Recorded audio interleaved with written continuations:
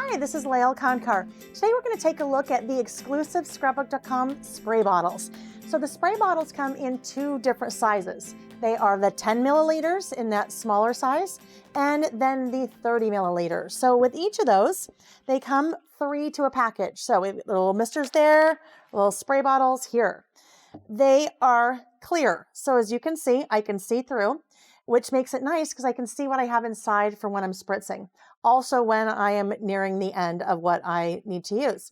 The other thing is that that little tube, the little spray tube, goes all the way down to the bottom, which means that I can get all of my liquid out of there and it's good to the last drop. So let's take a look at some different techniques that we can use with those spray bottles. All right, as we get started, there are a couple things I have in front of me that we want to talk about. This is a Splat box. It's available here at Scrapbook.com. You want to use something that helps to contain the spray because as you're spraying, you'll get a little bit of overspray. So whether it's a Splat box like this, which is great because you can fold it all up in little pieces and it sits flat so you can store it as you need, or you could use like a regular shipping box or something like that. But you definitely want to have something like this or your work surface is going to end up with spray all over it. I also have here a non-stick craft mat that will make it very easy to clean things up. So I'm going to start out by mixing some of my own liquid, and I am using some of the Nouveau Embellishment Mousse. And what's nice about this is that I can really mix my own colors of my ink. So I'm just taking a little bit and I am going to put it right there in the bottle. And I generally will start pretty light because I can always get darker if I need. Now, I can also use different liquid inks, and we'll take a look at one of those here in a second. So I'm going to get all that in there and put my lid back on, and then I want to make sure to shake this up really, really well. So once I have that mix, and again, I shook that up very, very well, I've just taken a little card here and put it in my Splat box. With the misting, there's kind of a little trick, and if you think about hairspray, if you hairspray your hair, generally you don't want it right up to your head, right? You want to be out a little bit. So we want to do the same thing with the mister. We want to be maybe 10 to 12 inches above the surface that we're misting. And that's going to give us a nice kind of even, really pretty mist. I also want to do complete pumps. So I don't want to do short little pumps. Actually, I shouldn't say I don't want to do short little pumps. You'll just get an entirely different look if you do short little pumps. This is going to be another example where you definitely want to play first. So playing is good, it's fun, and sometimes we have happy accidents that come out of play. So about 10 to 12 inches above my surface, and I am just spritzing, and I have those complete pumps, and you can see it's depositing a really nice mist of that pink that I had mixed. Now, if I wanted something darker, I would just add more pigment to my water. If I want something lighter, it's hard to obviously take it away, but I could empty my bottle and start again. One more thing about misting I want to show you. This I'm using now the 10 milliliter size, so smaller size.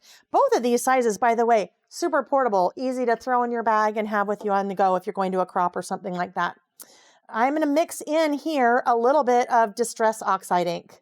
And I just want to show you that you can use different inks to blend in.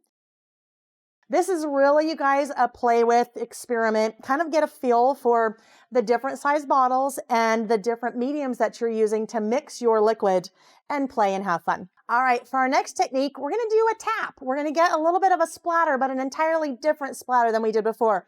Before we had kind of a nice mist, and here we're going to do a splatter. So I am taking the applicator out of the bottle. Don't always have to keep it in. And I'm going to hold that over my surface, and I'm just going to flick it. And then I get a totally different distribution.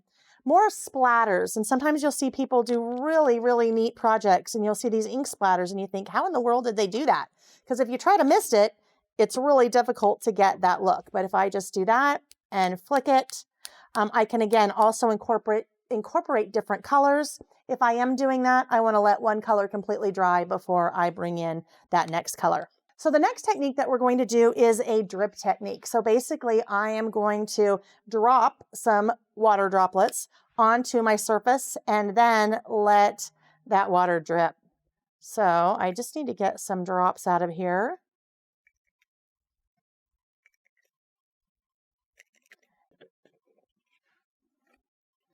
And I am tapping that card on the surface, and I get some little ink droplets.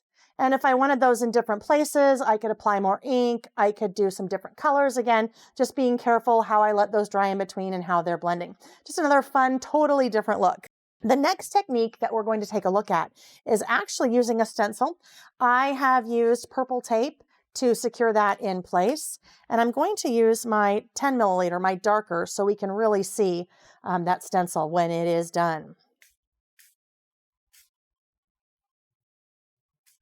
All right, so I have removed the stencil and the tape, and look at that. Isn't that fun how great that turned out?